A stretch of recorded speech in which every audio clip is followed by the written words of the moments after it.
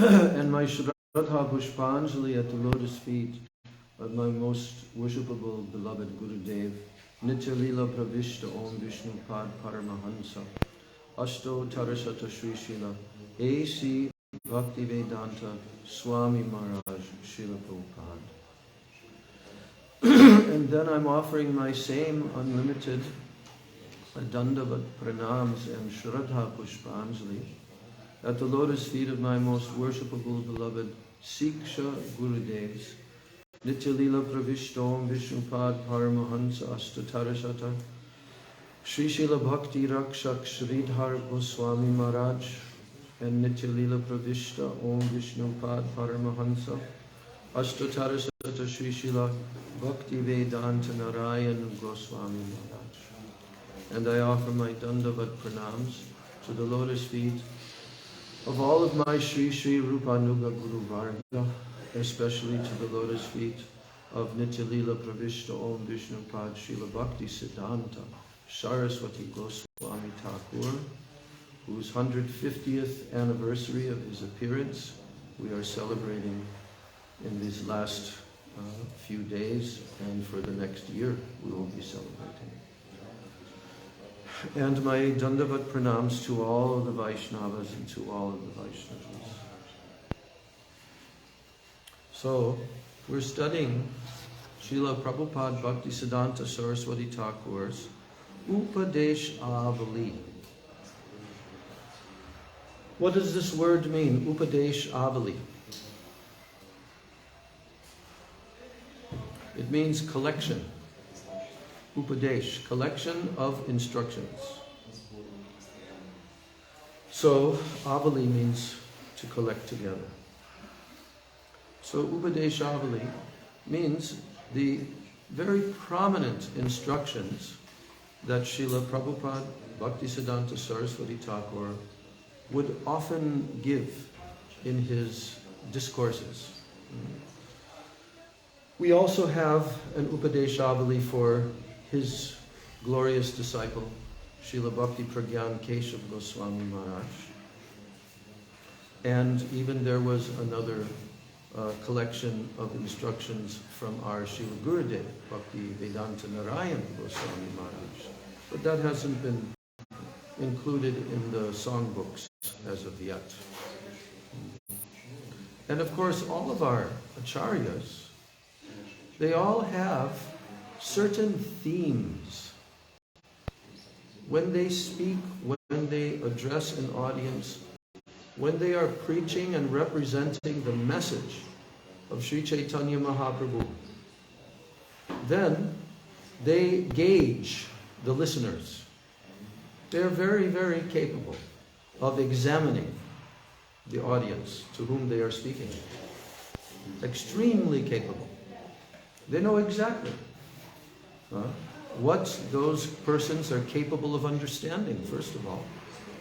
What's their level that they will be able to comprehend this message. So all perfected transcendentalists are extremely capable of reading the intellectual, but also especially the level of sukriti that an audience has. What is sukriti? Sometimes the word sukriti is translated as spiritual merit. Merits that you have collected over lifetimes. You have collected in your pot, which is holding all the sukritis that you have performed in previous lives. Because we should not think that there is no record. Everything is recorded. Everything. Why? Because Krishna is in every atomic particle. He is the supreme controller of all controllers. And he has also expanded himself into our hearts. Isn't that a wonderful thing? That God the Supreme Being, has made a decision that he will also accompany us as our friend. Krishna states this twice in the Bhagavad Gita in very prominent shlokas, that I am in everyone's heart. I am situated in everyone's heart. If anyone wants to become a theist, and if anybody wants to cultivate theism, that they understand that there is a Supreme Being from whom everything has come, by whom everything is maintained, and in the end, by whom everything will be destroyed. Without this conception, no one can be a proper theist. They will be lacking in many ways. They will be lacking. They do not have comprehension of the subject matter. What is the subject matter? The Supreme Absolute Truth. The Supreme Absolute Truth from whom everything has come. Hey. Shh. You come in. Very good. This chair, and then we can use the other chair for your leg.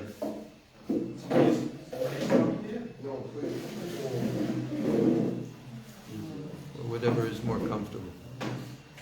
Jai Shri Padmanabha Swami Prabhu ki Jai.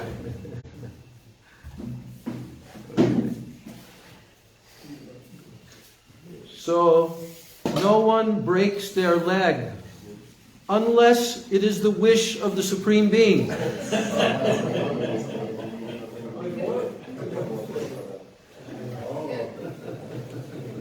We're just talking about how nothing happens without the will of the Lord. He is in every atomic particle.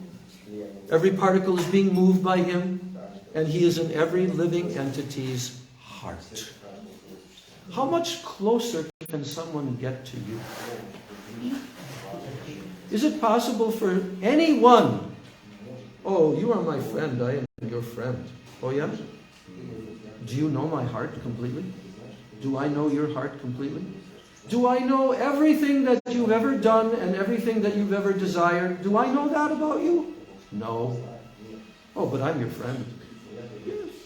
I'm your friend temporarily. As long as you're in this body. As long as I'm in this body, and I'm in this body. But not forever. But Krishna says in the Bhagavad Gita, this is His message to us. That's why it's so important. There is no other scripture like Bhagavad Gita. There is no other religious conception in the universe like Bhagavad Gita. Why? Because it's spoken by the person from whom everything has come. He knows everything. And He made a decision to speak to us outwardly. Is He speaking to us in our heart? Is He giving us messages in our heart? He's called the Param Atma. He's called the Super Soul. Yes. And He is our best friend. Does Krishna say that? Yes. At the end of the 5th chapter of the Bhagavad Gita, what does Krishna say? He gives you one shloka that tells the formula by which every person may become peaceful and happy. It's called the peace formula. In the 1960s, when Srila Prabhupada came, there was a lot of peace marches against the Vietnam War and so forth. And so Srila Prabhupada gave a lecture on this verse, and the devotees, they transcribed it and they made it into a small pamphlet. The peace formula. You want peace? Does everyone want peace? Absolutely. No. They want peace. Even demons, they want peace. But they only want peace if they can be in control. Otherwise, they create havoc. when they're in control, they'll still create havoc. But to them, that's peace.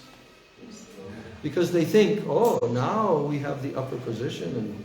But they don't know, as Srila Prabhupada has said probably 10,000 times, that these people, they are building their big, big skyscraper buildings. And they are thinking that they are very advanced and elevated. Oh, science, we have science. But what will they be in the next life? Dog. You will be in a dog body. You will not be able to build any skyscrapers then. You'll not even be able to construct your own little house because you're in a dog's body. And this is the fate of the living entities who turn away from the Supreme Being, even when they get a human birth. Human birth is not for any other purpose except to now reconnect myself with the absolute source of my being. That's all the human form of life is meant for. Nothing else. Nothing else. In the meantime, Krishna has given us a system of living in the material world, that we should live peacefully, and we should make spiritual progress step by step. It may take a few lifetimes to attain this perfection, but Krishna has arranged everything for us. If we don't want to follow, if we still want to stay away from the Supreme, He's so merciful that He agrees. He will not interfere with our what? Minute independence. That word, independence, is very important to us. Very, very important to us. Independence. Because it means freedom. It means you can choose. The opposite of that is what? Imprisonment. Imprisonment. So although the material world is a rehabilitation center for the jivas, it's a place of rehabilitation, that you can enter the spiritual domain, and then you can live your eternal life in bliss and knowledge with the Supreme Lord and all of His associates, and be ecstatic and happy forever. Serving Him. Serving. That's the main key. Serving. But in order to become a servant, we have to have independence. Because it is a choice. It is a choice. Will I serve or will I not serve? At the end of one of Prabhupada's lectures, I'm trying to remember, it was his lecture given in 1937, just after Srila Prabhupada Bhaktisiddhanta Saraswati left this world. In Bombay, he gave this lecture to a whole audience. And he ended his lecture by using the term causeless unwillingness. Causeless unwillingness. That means I'm not willing to surrender. Why I have this problem, this causeless unwillingness. So he's praying that at the lotus feet of my spiritual master Bhaktisiddhanta Saraswati Thakur, I may one day give up this causeless unwillingness to serve the Supreme and all living entities. And all living entities. To serve. To be a servant. So human form of life is the most valuable because we have an opportunity of utilization of our free will. In the animal kingdom, they don't have that. The free will is there, but kind of in a dormant state. They are ruled simply by nature, instinct like that. Even though the Paramatma is there in the animal and in all species of life, Krishna is there and intelligence is given. But the human form of life is now a chance to actually choose. Will I follow the desire of the Supreme Being that I should again serve Him? Or will I go on my merry way, trying to enjoy separately from Him? Actually, that so-called merry way ends up being a miserable way. Because there is no happiness without attaining our natural position of service. Natural. It is natural. We cannot be happy without that. So, at the end of the 5th chapter of the Bhagavad Gita, Krishna has quoted one verse.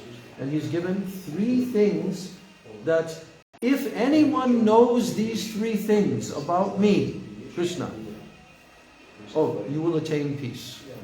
And peace means happiness. Because Krishna also says in another verse that without happiness, without peace, there can be no happiness. So Rajagun, passion, happiness is false happiness. You cannot actually, because there's no peacefulness. So mode of goodness, sattva gun, is meant for cultivating this constant state of goodness, and goodness enables us to develop light. Light means awareness and knowledge, consciousness. So in the mode of goodness, the living entities can progress.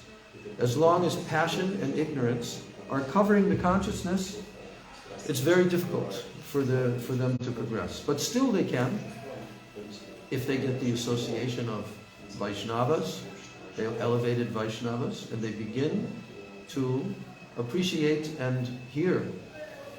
And then they also begin to perform the process that the Vaishnavas are giving to cleanse your heart, to attain your spiritual awareness, and that is called Harinam Sankirtan, as Chaitanya Mahaprabhu and Lord Nityananda have given. So what is the peace formula that Krishna gives at the end of the 5th chapter? You know? Generally she knows all the slokas.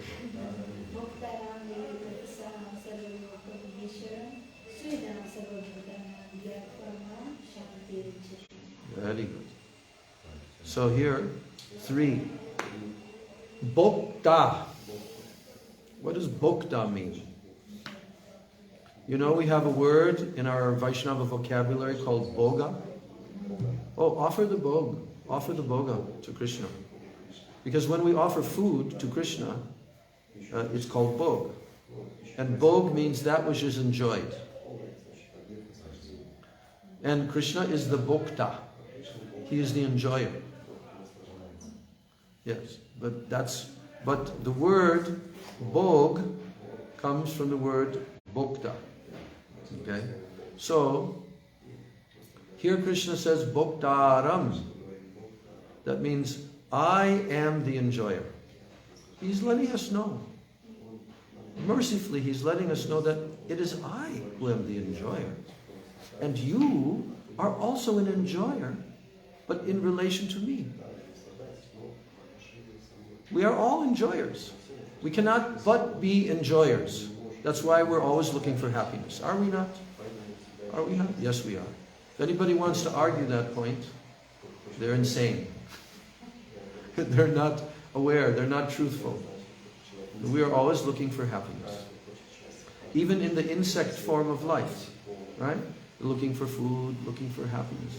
This is their way. So, Krishna is saying in this verse, Bhoktaram yagya tapasam. That means, I am the enjoyer of all sacrifices, yagya, and of all tapasyas. Tapasya, you know, means austerity. In the Vedic system, there are so many systems by which the living entities can perform yagya.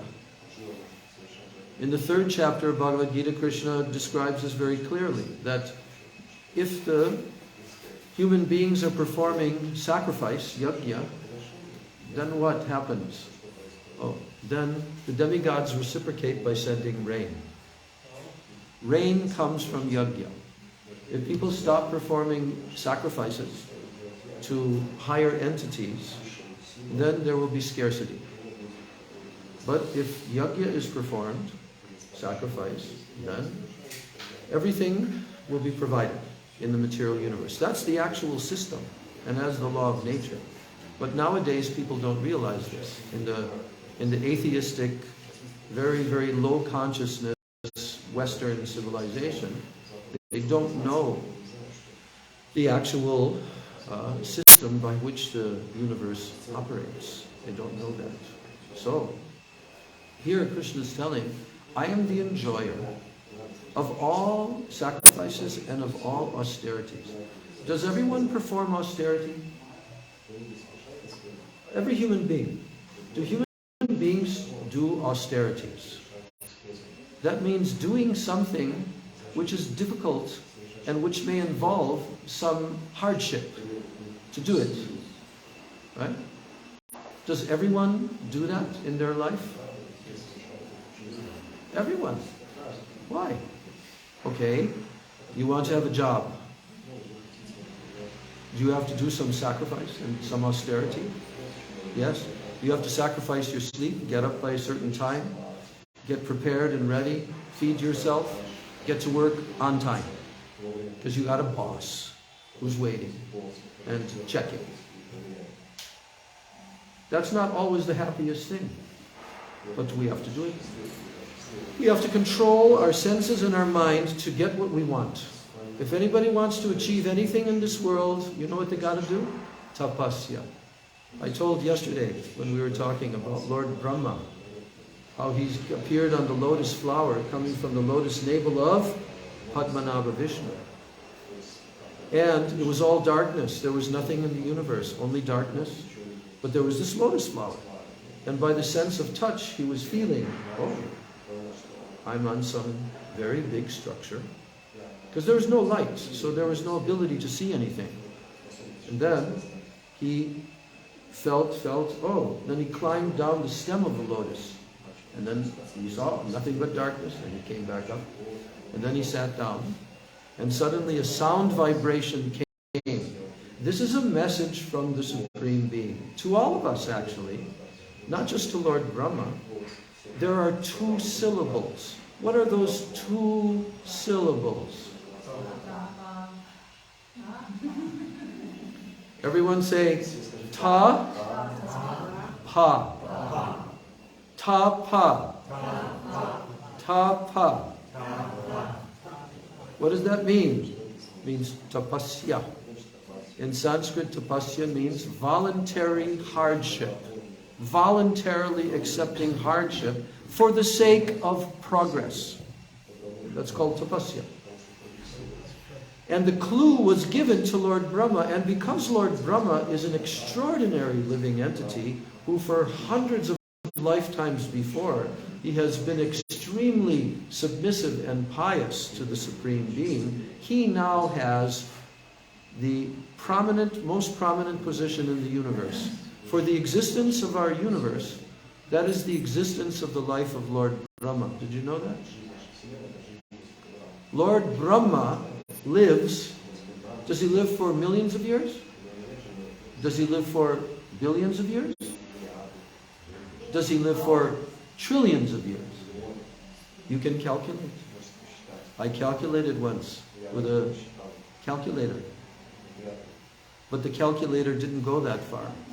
So then I had to go onto a, what do they call those? Business calculators. They have more digits. Huh? Scientific calculator, yeah. So, and it's approximately 511 trillion years. So if somebody wants to tell you that the world's going to end really soon, like we have these demons that are trying to say that, oh, climate change and the world's going to end and we have to start charging you for your carbon, usage and blah, blah, blah. It's all completely bogus, cheating, rascaldom, as Prabhupada used to say, rascaldom. So, no, the universe is not going to end. We're only halfway through. Lord Brahma's life is only halfway through now. Okay? So there have been billions of years, billions and even trillions of years already this universe has existed. And there's another at least 250 trillion years. Okay? But is there a destruction of our universe? Yes, there is a periodic destruction of the universe at the end of Brahma's 12 hours. Because Brahma has a 24-hour day. That's where our 24-hour day comes from. That's where all astrological calculations come from. So Lord Brahma has a 24-hour day, and during the daytime period, 12 hours, he creates and everything. How long does that last? That 12 hours of Lord Brahma. All right, let's calculate. Do you know that there are yugas? A yuga means an age. And we are in the shortest of the 4 ages. There are 4 ages, and they're compared to the 4 seasons. And in certain countries you get very, like European countries and so forth, you get heavy-duty winters, then you get the spring, then you get the beautiful summer, then you get the autumn where the leaves fall, and then you get a winter again. So in the sequence of yugas, there is Satya Yuga, Treta Yuga, Dwapara Yuga, and Kali Yuga. We are now in the Kali Yuga, and it began 5,000 years ago. How long will the Kali Yuga last? It's very easy to remember this figure, 432. Just these 3 numbers. Just remember 4, 3, 2. And there's also a Fibonacci sequence which is connected with 4, 3, 2. And many, many designs in our universe are connected with 4, 3, 2. Whoa, Radhika, Haribo. Okay, so here 432 is the length of time of the Kali Yuga. We're only 5,000 years into this Kali Yuga, okay? Approximately 5,000 years into this Kali Yuga, right? And so, this Kali Yuga will last 432,000 years. 432. The other Yuga before this, Dwapara Yuga, we also use 432, but we double it. 864. 864,000 years. That's Dwapara Yuga. Then Treta Yuga, we use 432 times 3. Okay, 1 million such and such. And then the Satya Yuga, we quadruple it, 432. So if you have quadruple and 3, quadruple, and then 3, that's 7. And then you have 2, that's 9. And then you have 1, that's 10. Decimal system. The decimal system. That's why we have 5 fingers and 5 toes. Because Krishna is the source of the decimal system, and he has 5 fingers and 5 toes. For easy counting of the decimal system. All numbers, numerology, everything is in the Supreme. Everything comes from him. Yes. So, this Kali Yuga added to the other 3 yugas, it is a total of 4,320,000. Again, we get the 432. 4,320,000. This is called a Chatura Yuga, or sometimes it's called a Divya Yuga. So, that one sequence of the 4 yugas multiplied times 1,000 is what? Very easy. For us Westerners who use the decimal system, we just put 3 more zeros behind it. 4,320,000,000 years. This is the length of the 12 hours of Brahma's day. And then his night, 12 hours, is also. Yeah, we can close just during the arti. So the 12 hours, and another 12 hours when Lord Brahma takes rest. And what happens during that 12 hours? Then Lord Brahma, while he is sleeping, there's a partial devastation of the universe. Who takes care of that function? Lord Shiva, who we will be glorifying on Sunday. In our Sunday class, Lord Shiva, Shivaratri. Lord Shiva is the greatest Vaishnava. And he's partly Krishna, but he's a mixture. Like milk, gets turned into yogurt. So you can turn milk into yogurt by adding sour tamarind or something. But you cannot turn yogurt back into milk. So that's the comparison given. And that Lord Shiva is like yogurt.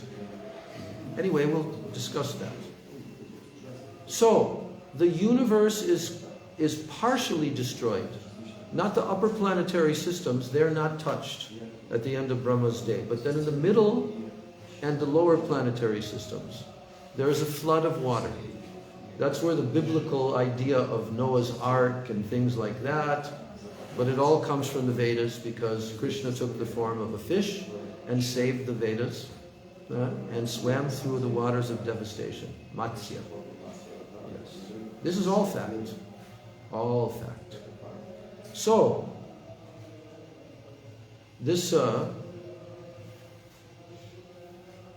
formula, how we will achieve peace, it was first of all followed by Lord Brahma. He understood, okay, I'll do austerity. And he did for thousands of years. And at the end of his austerity, his tapasya, Krishna enlightened him within his heart. That is stated in the first shloka of Srimad Bhagavatam. Tene Brahma Hrida Ya Adikavaye. The Adikavi means the original poet. And who is that? Krishna. All language, all sound vibration, everything comes from him. So that original poet, he inculcated into Brahmaji's heart all transcendental knowledge, and now Brahma was enlightened. And after he became enlightened, then he sang and he composed a spontaneous song of glorification of that person who has enlightened him. And that person's name is what? Govindam. And Srila Prabhupada introduced that song. Govindam Adipurusham Tamam Bhajami. Govindam Adipurusham Tamam Bhajami. Govindam Adipurusham Tamam Bhajami. So this is spoken by Lord Brahma, and he is describing everything about Krishna. That's why all the Vedic knowledge is very authoritative. We don't accept anyone who's not a spiritual authority. If someone is not a actually authentic spiritual authority, we don't accept what they think. We don't accept it at all. Unless they're a perfected spiritual authority, then we accept. And all of our gurus, they also accept only authentic spiritual authorities, going all the way back in disciplic succession to who? To Lord Brahma. And ultimately to Krishna. Krishna hoite chaturmukha. Hoi Krishna sevamukha.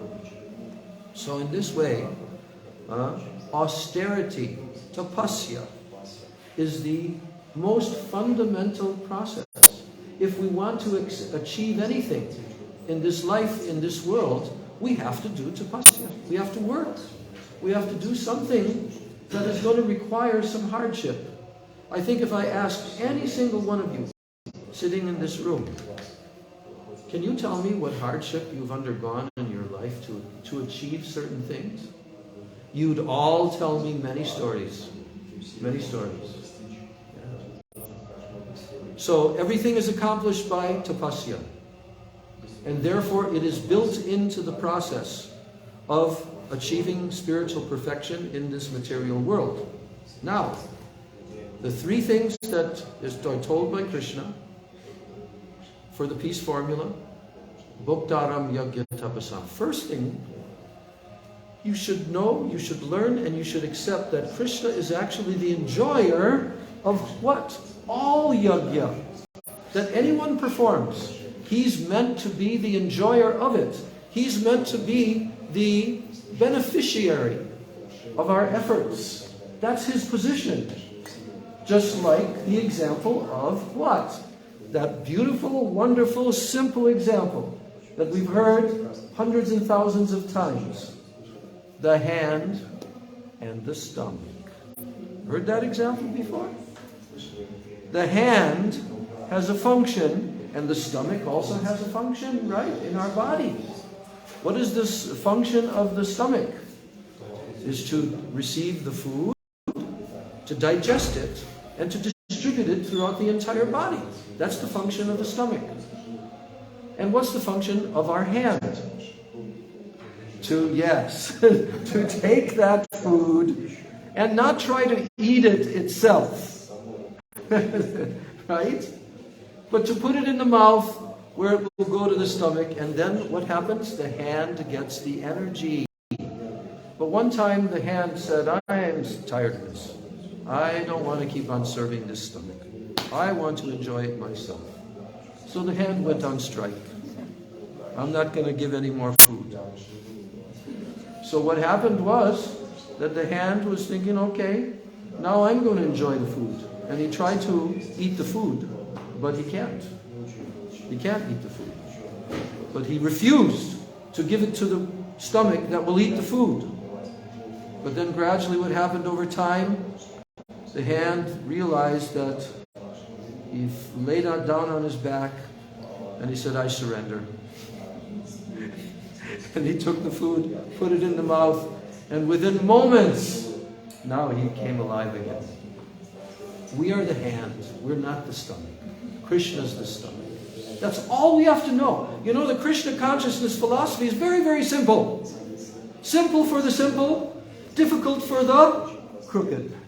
Prabhupada used to say that. This philosophy is very simple for the simple-hearted. But for those who are crooked, very difficult. Very difficult. Yes. So, we are simply trying to become simple. And that's why Prabhupada used the word simple all the time. You notice how Prabhupada would use this word simple? He said, your Krishna is... No. He said, you are simply wonderful, all of you. You are simply wonderful. And your Krishna, he is simply wonderful. And your little sweet balls, which Prabhupada named simply wonderful, they're also simply wonderful. So Prabhupada liked this term, simply wonderful. And simply this, and simply that, and everything is simple, if you are simple. But if you have a different ulterior motive, then what? If you have an ulterior motive, it will be difficult for you. Yes. So, simplicity. You know what simplicity means? I surrender. Because I've tried for many lifetimes already to be independent. But where did I end up? I ended up creating a very complicated situation, life after life. But we want to simplify our existence. That's why Srila Prabhupada used the term to describe the lifestyle of the Vaishnavas. Srila Prabhupada used the term simple living and high thinking. You heard that? Isn't that beautiful? Simple living and high thinking. That's the life of Vaishnavism. We don't need much. What more can we eat? Prabhupada would say, Hare Krishna Devi. You should sit on the mat also. Yes. Okay. Yes.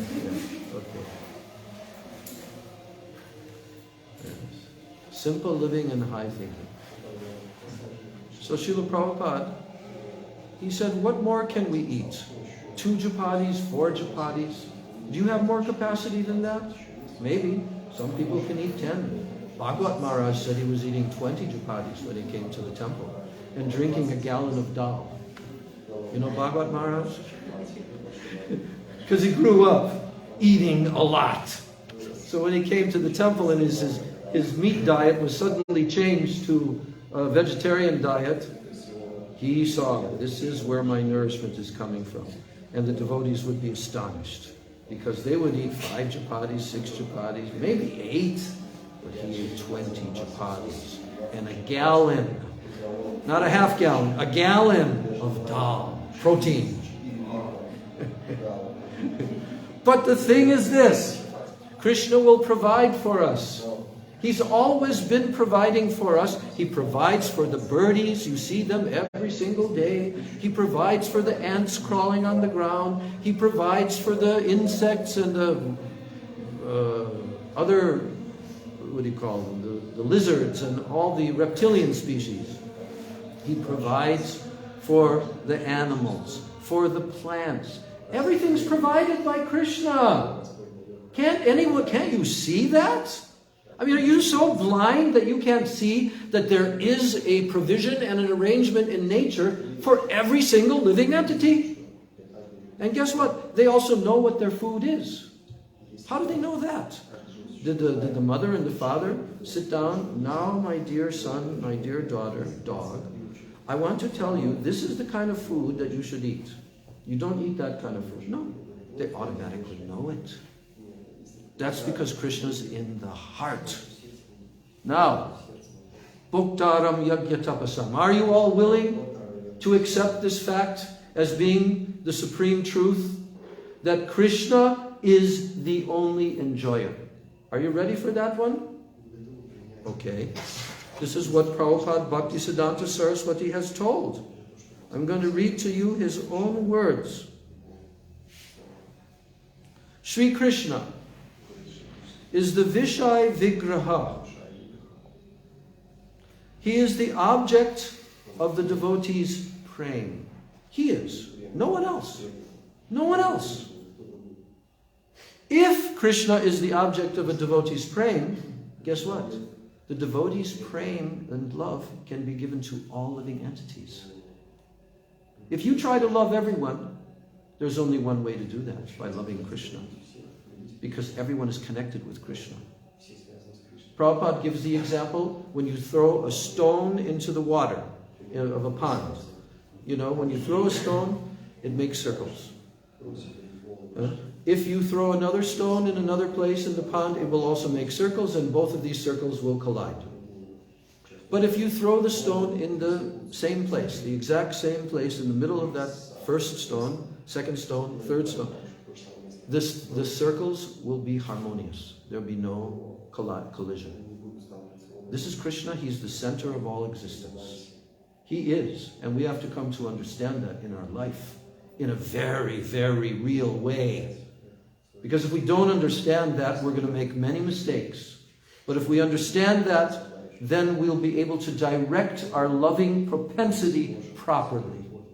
Now, Sri Krishna, who is the Vishaya Vigraha, or the object of the devotee's praying, he is the sole enjoyer. He is actually the only enjoyer. And that's what he just told us in the Bhagavad Gita. Bhoktaram yagya tapasam. I'm the enjoyer of everyone's yagya, of everyone's tapasya.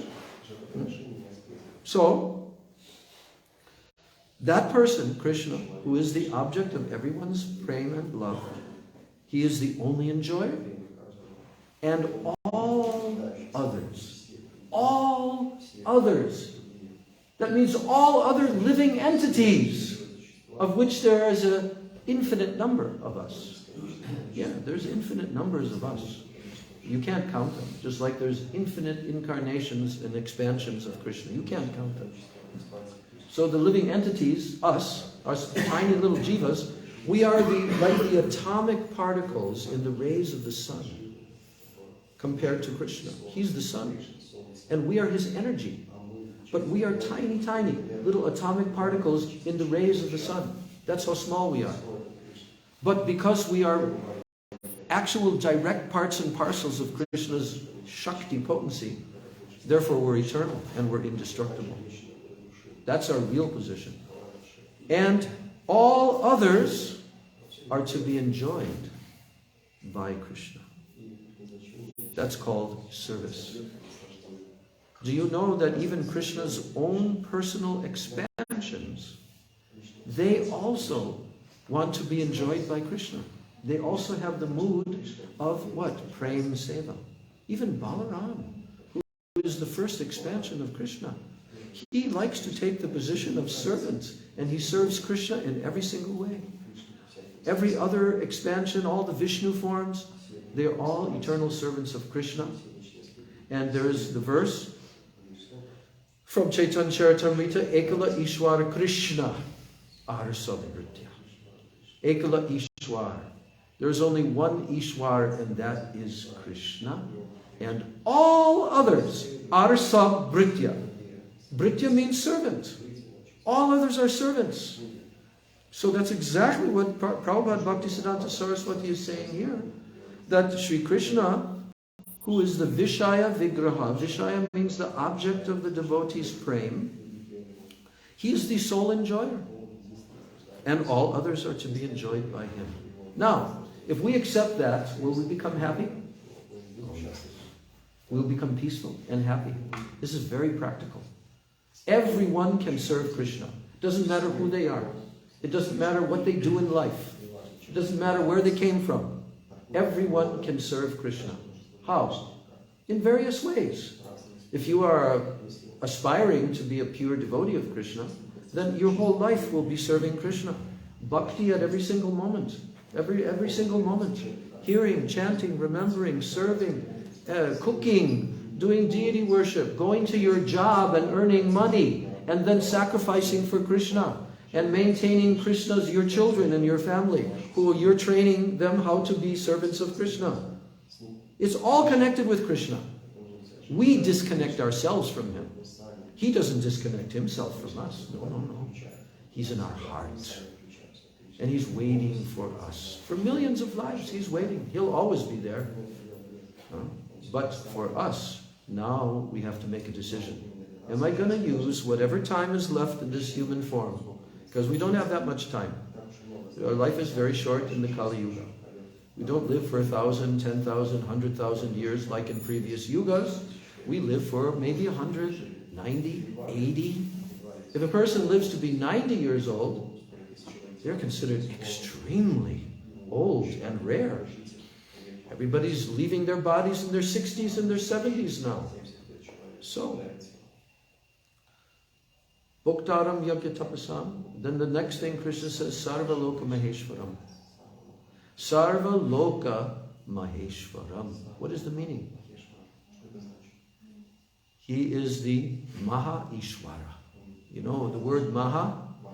We know what Maha means because we have our beautiful little word. Is there any Maha Prashadam left for me? But Maha means what? It means very great, Maha. So Krishna is saying, I am the Maha Ishwara of every planet in this universe. Bhoktaram Yagatapasam Sarva Loka Maheshwaram. I am the Maheshwar of every single planet in this universe. Okay, that's the second thing. If you know these first two things, and you surrender to the fact that Krishna is the supreme enjoyer of everyone's yagya and tapasya. And the second one, that you know that Krishna is actually the controller, the supreme controller of all planets and of all living beings. He's the controller. And then the third one. And the third one is very nice. What is the third one? Suhridam Sarva Bhutanam. Krishna just told us, I'm your friend. I am your suhrit. You know what suhrit means? There are many different words in Sanskrit, bandhu, suhrit, and other words, to convey friendship. But there are different types of friends and there are different degrees of friends. But what is the topmost type of a friend? He's called a suhrit. And the word hrit comes from the word hrid, which means heart. Suhrit. Srila Gurudev used the English term bosom friend. Because heart. I'm your heart friend. I'm your bosom friend. I feel, when you are suffering, I feel your suffering. When you are enjoying, I feel your happiness.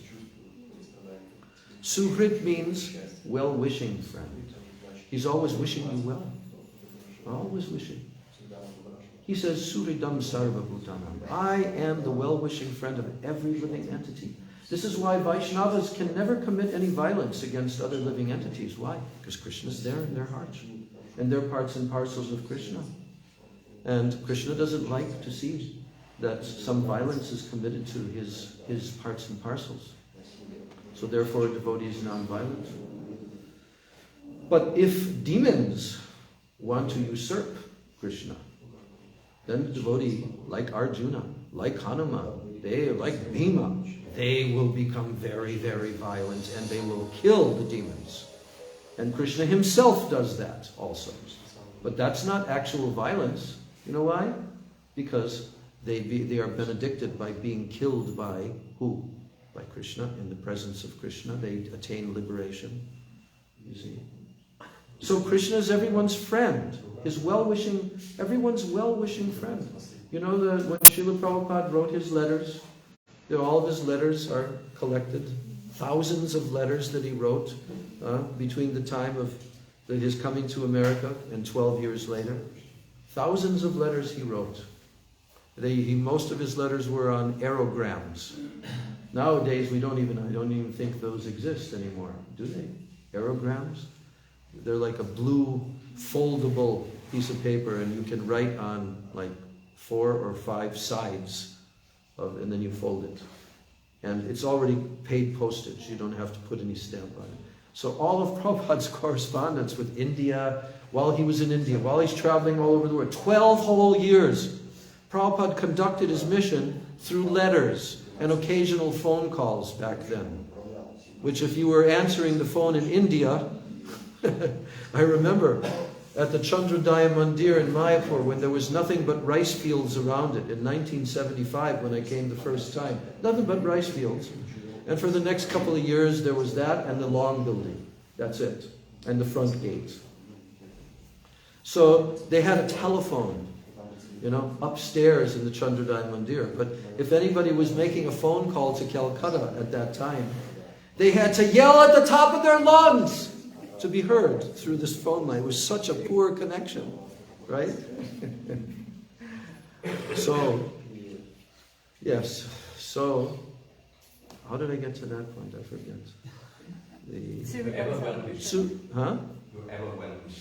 Yes. So Srila Prabhupada would sign all of his letters. All of his letters. Every single last one of them. He signed, your ever well-wisher, A.C. Bhaktivedanta Swami.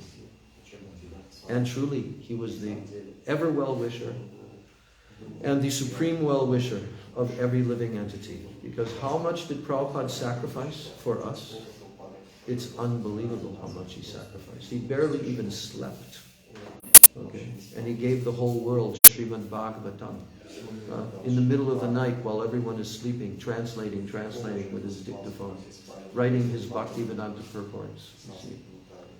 So our great acharyas, they are the most benevolent personalities. They are the most generous personalities and the most merciful.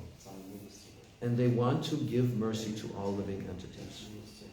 So the message of Krishna in this verse, last verse of the 5th chapter, Suhridam Sarva Bhutanam, if you understand that I am everyone's well-wishing friend, then what will happen to you? Gyatva mam shantim vrichyati. Knowing me, gyatva mam, knowing me in these 3 ways, shantim vrichyati. Everyone likes this word, shanti, shanti, shanti. Yeah? Because everyone wants to be peaceful. Because without peace you can't be happy. So Krishna says, if you accept me in these 3 ways, you will be peaceful. Shantam Richati.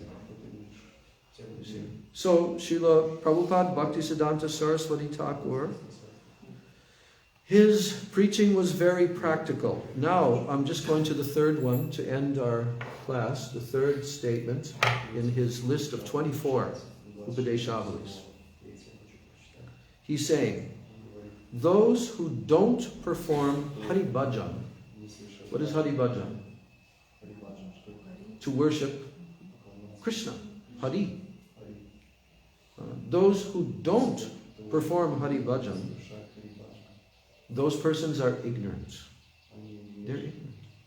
They don't actually have real knowledge. Because if they had real knowledge, they'd understand, I have to perform Hari Bhajan every day. I have to chant the names of Krishna every day. That's the purpose of my life. But those who don't do this, he's putting them into a certain category. He says, those who don't perform Hari Bhajan are ignorant. And he says one more thing about them. Those who don't perform Hari Bhajan are murderers of their own souls. Yeah. They're murdering their own soul. How is that? You may ask a question. Well, I thought Krishna said that the soul is eternal.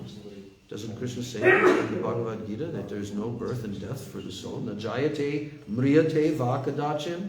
There's no birth or death for the soul at any single time. Huh? So why is he saying they're murderers of their own souls? Why? Because by not doing bhajan to Krishna in the human form, they will again have to go back down into the lower species of life and wait for a very, very long time. So from the perspective of a pure, conscious, transcendental personality, he considers this the most unfortunate thing that anyone can do. It's as if you're killing your own soul, committing suicide. Bhaktisiddhanta Saraswati Thakur is telling us that. Now he's saying in the fourth Upadeshavali, in the fourth, he says, very simple statement here, one sentence. The acceptance of Sri Harinam, that means the name of Krishna, Krishna's names. He has millions of names. Yeah. But the acceptance of the names of Krishna as being non-different than Krishna. He says, acceptance of Sri Harinam and direct realization of Bhagavan. They are one and the same. One and the same. You want to realize God? Then accept Harinam. That Harinam is Krishna himself coming in this form. Very easy for us to chant, to associate with him. He has come in the form of his holy names. Does Lord Chaitanya teach us that in his Sikshastakam? Yes, he does, in the second shloka. What is that second shloka? Nam akari bahuda nijasarva shaktis tatrarpita niyamita smarane nakalaha etadrishi tava kripa bhagavan mamapi durdaivami drishamihajani nanuragaha. Nam akari bahuda. Here, Lord Chaitanya is saying to Krishna, oh my Lord, you have hundreds and millions of names. Nam akari bahuda means many, many, many names you have. Nija sarva shaktis. And in each one of your names, you have invested what? Nija sarva shaktis, all of your personal energies. All of your Shakti, your personal energies, you have invested in the sound vibration of your holy name. Tatrarpita niyamita smaranena kalaha. How can someone take advantage of your holy name? Oh, you've also very mercifully made that holy name available without any kind of what? Any kind of rules and regulations that you have to chant at this time, that you have to chant in this way, that you have to chant sitting in a certain way, that you have to be in a clean. No. Tatra arpita niyamita. Niyama means no niyamas, no rules and regulations. You have made it so easy that any person who has a tongue and a human body can say, Hare Krishna? Is there anyone who cannot do that? There's a few humans who cannot speak. We know some of them, but some of them, they become Vaishnavas. We have one in Delhi.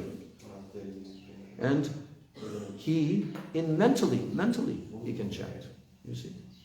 But we've been given a voice, we've been given a tongue, we've been given energy in a human body and everything. So, can anyone say, I can't chant? Yes, there are many people that say, no, I can't chant. I can't chant. Prabhupada one time, he said, we are telling everyone, chant, chant, chant. And they are all saying, can't, can't, can't. They're very unfortunate. So in this way, if someone is so fortunate that they accept, okay, I accept Krishna's names. I may not have realized yet, but I certainly can understand that Krishna's names and other sound vibrations are not the same. How do I know that? Because if I chant for 50 years, Hare Krishna, Krishna Krishna, Hare Hare, Hare Rama, Rama Rama, Hare Hare, I never become tired of this. And I'm always anxious to do more chanting. There is something going on. Because if I chose any other words, any words, or anyone's name, Harry Smith, Harry Smith, Harry Smith, Smith, Smith, Harry, Harry.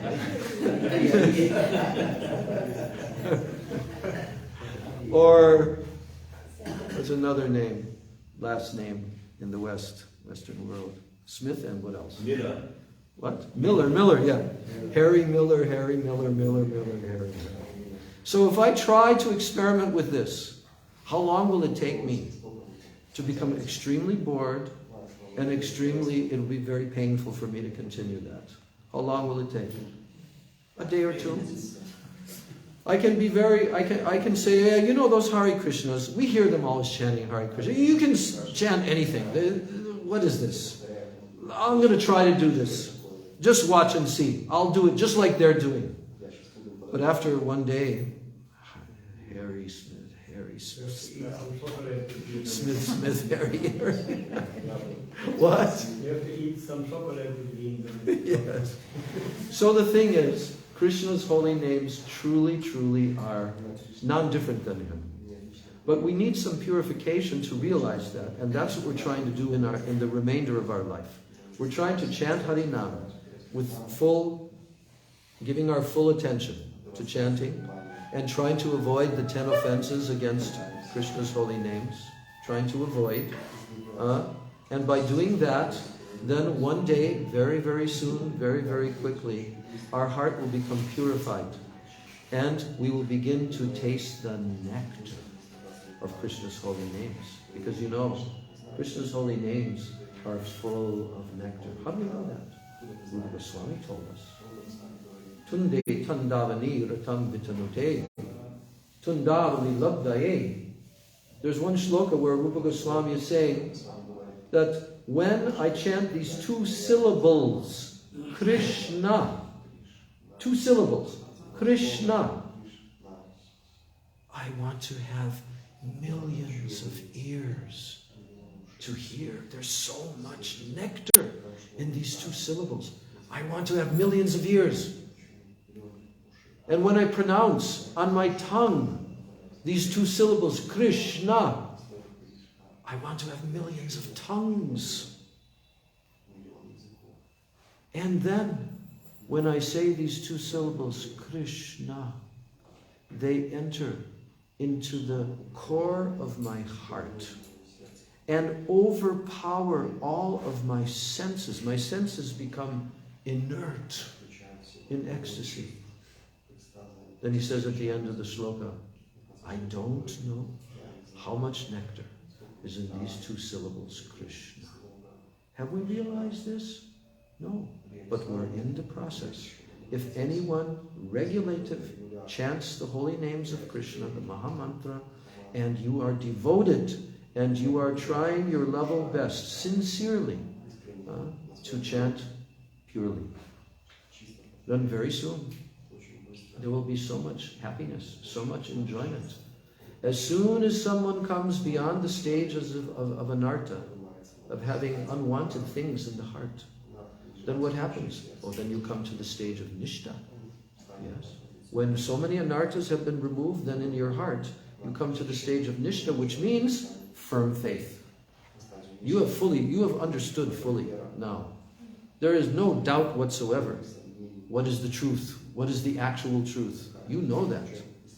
You've got realization. But that's only the beginning. Because after this comes the stage of ruchi. And ruchi means taste. So, if I ask anyone here in this room, would you like today, if we provide you with like 6 or 8 types of wonderful ice cream from the shop? You will all say yes. Unless you're a fruitarian. And okay, but everyone will want. Why? Because it's good.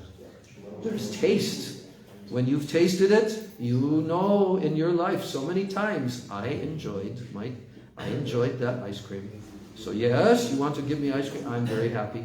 The other day we got ice cream at our program in Mayapur, and 5 types. And I was thinking, oh, how wonderful is the cow. I love the cows.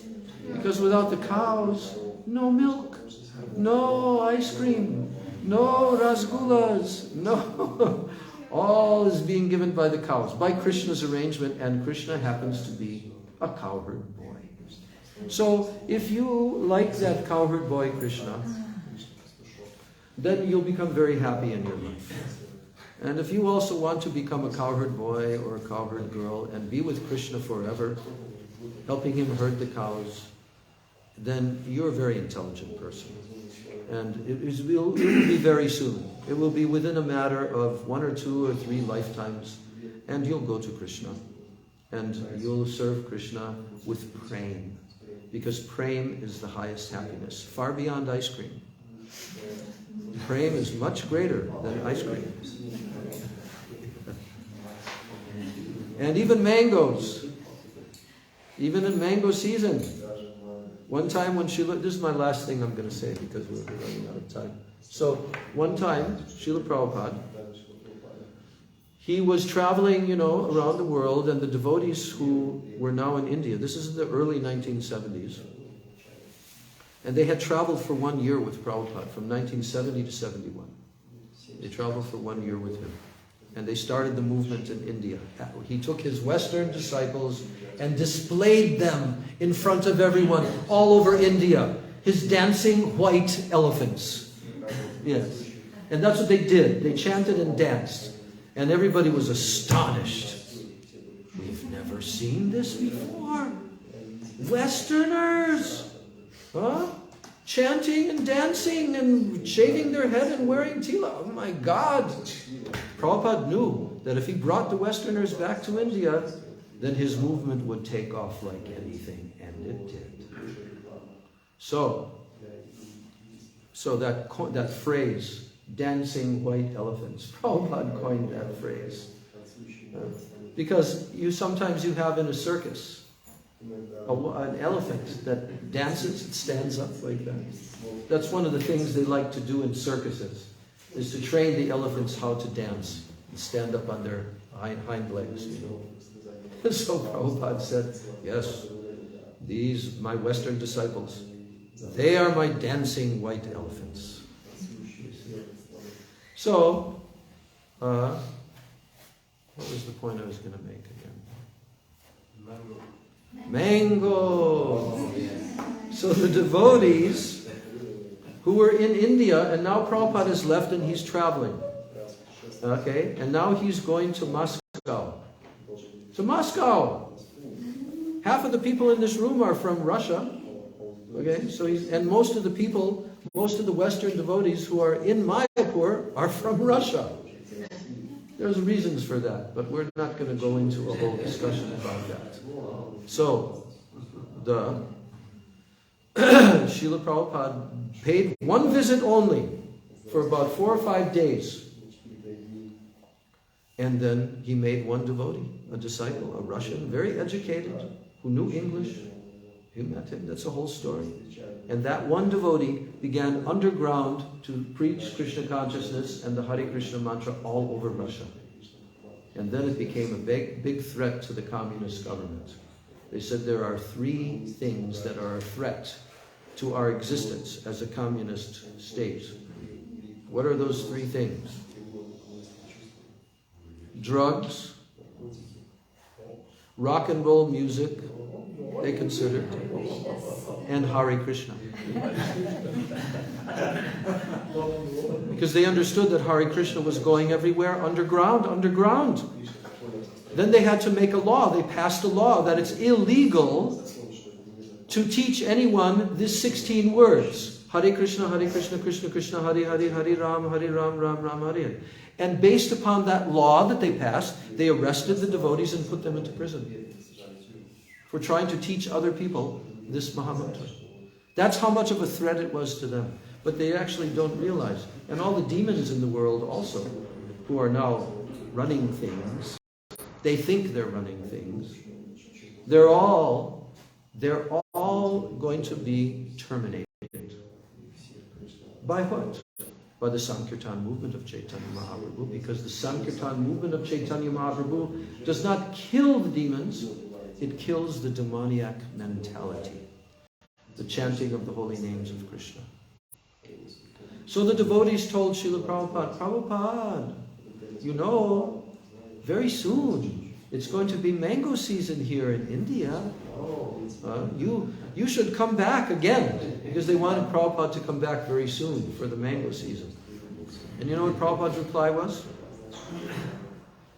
He says, you don't know that preaching in the snows of Moscow is more sweet than mango season in India.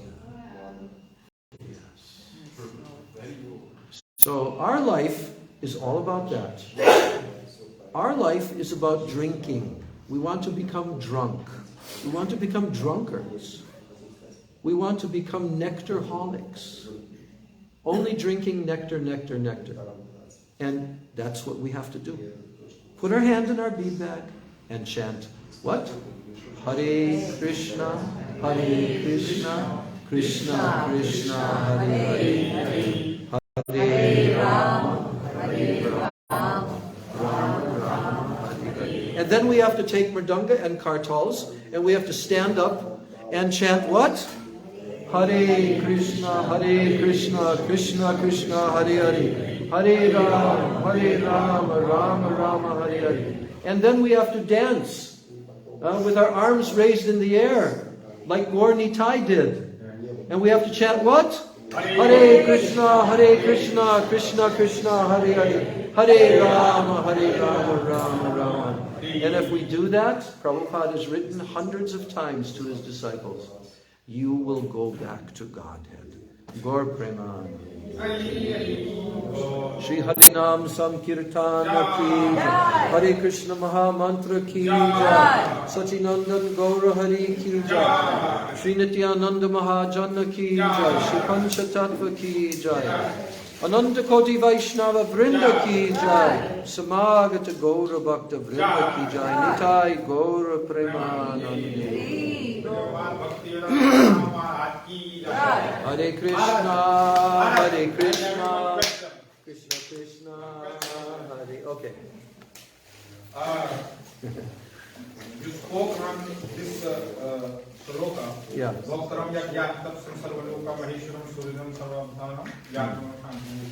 Yeah. But you told, Krishna is saying in this sloka that he is the only enjoyer. And you told that we are also the enjoyer. But that point was not clear. No, we're subordinate enjoyers. Everyone, when Krishna, well actually I gave the whole example of the hand and the stomach. Okay, the hand is subservient to the stomach. So the hand will enjoy. But when Krishna enjoys, because he is the source of everyone's senses, he's Rishikesh, and he's the source of everyone's senses and the controller of everyone's senses. When they use their senses to serve him, and the mind is also one of the senses, then what happens? They become happy. Because Krishna is enjoying your service, your bhakti. And because he's like the stomach, it comes back to you. It always comes back to you again. No, but I was understanding it that he is the enjoyer and we are the enjoyees. And being enjoyees, we can say that we are the enjoyers in that case. But if we will say that no, we are also enjoyer, means you want to say that we are the subordinate enjoyers. Yes. Yes, so subordinate. But it will not work that if you will think that we are the enjoyees only. No. We don't have to think that we are the enjoyer. We automatically are. You know why? Because everyone's looking for happiness and looking for freedom from suffering. That means you're an enjoyer. Okay? That's the proof. Every single living entity is looking for happiness and trying to avoid suffering. That means we're enjoyers by nature. That's our function, is to enjoy, not to suffer. We're not sufferers. We're meant to be enjoyers. But our enjoyment that we're trying to do in this world, it ends in suffering. Why? Because it's not directed towards he who is the real enjoyer. It's not directed towards the stomach. And if it's given to the stomach, to Krishna, and he digests this, it gets distributed to everyone. Just like the root of the tree. That's the other example given in the Srimad Bhagavatam.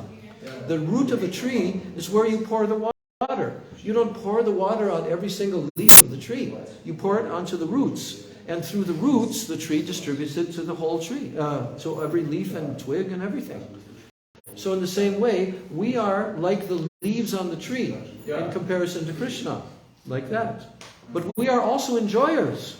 Otherwise, if we're not enjoyers, how can we be attracted to attaining Krishna Prem and experiencing the highest enjoyment that is possible for a living entity? The highest ecstasy. We're looking for that.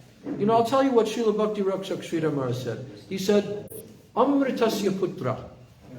That term is from the Vedas. That you are the sons of nectar. The statement is in the Vedas. You, living entities, you are Amritasya Putra. Putra means son. You are the sons of nectar. You are born from nectar, and you are meant to taste nectar. That's what we are.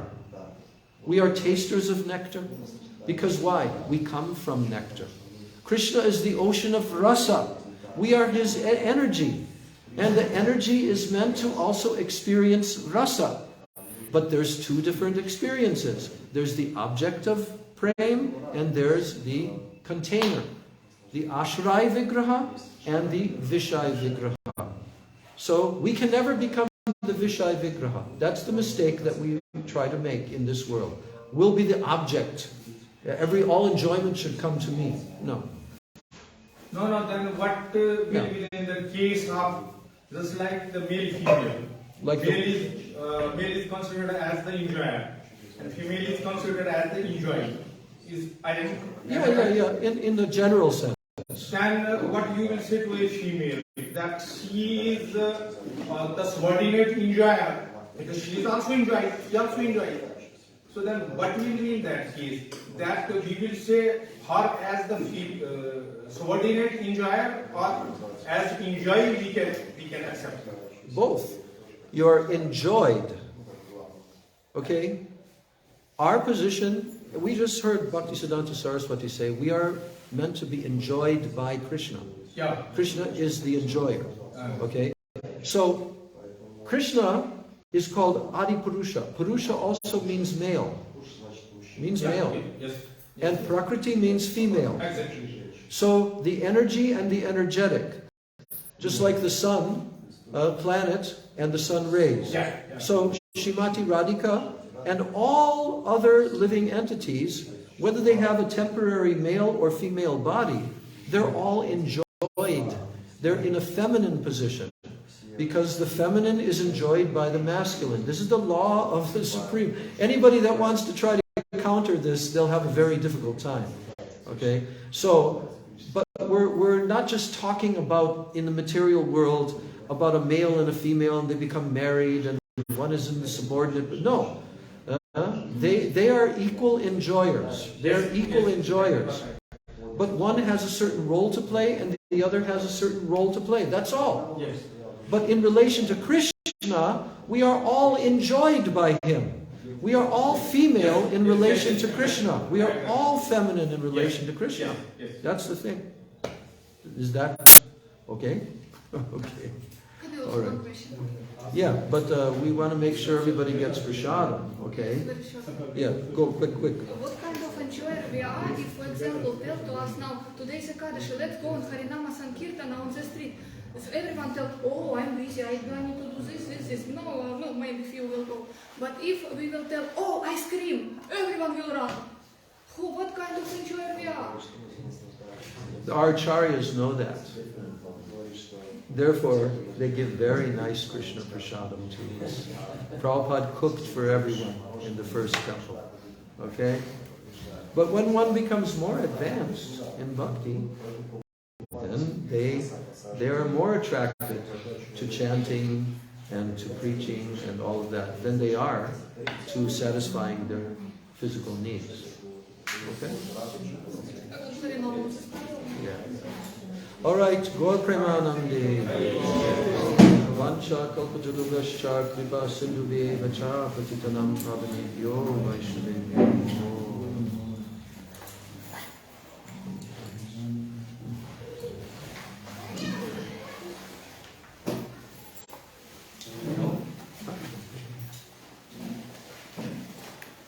Okay. Are you going to take the lunch prasadam here? Yes. Take after 3 o'clock. Is what? Starting at 3 o'clock, so we can save some more. Till 3 o'clock. Till 3. Why? Why 3? It's just what I was told this morning. Oh. Huh? I was told by one of the other Devotees that to fast until 3 o'clock. breaking at 3. That's just what he was doing, or that's what they were doing. Well, there's no rule like that on Ekadasi that you have to wait until 3. You have to wait till midday. We don't eat till midday. Yeah, that's the rule. They may have something else going on, some kind of classes or whatever. Maybe that's just And that could be also, yeah, it could be. I'm open to new information. Well, you can take this wonderful meal that they have cooked over there. Sounds good. And of course, because it's India, there will be a little bit of chili, but you know, still, I'm actually... you're okay with chili. well, no. Normally it makes my skin crawl, my scalp in particular. But